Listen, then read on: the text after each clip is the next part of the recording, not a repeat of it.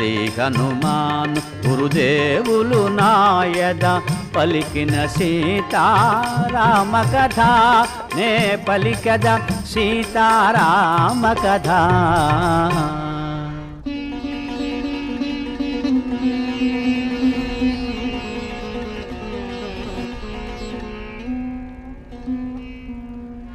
అక్షకుమారుడు నవయౌవనుడు వేగవంతుడు తేజోవంతుడు దివ్యాస్త్రములను పొందినవాడు మణిమయ స్వర్ణ కిరీట శోభితుడు కాలాగ్నివోలె ప్రజ్వరిల్లెడు రణధీరుడు మహావీరుడు అక్షకుమారుడు దివ్యరథముపై దాడి వెడలను హనుమంతునిపై.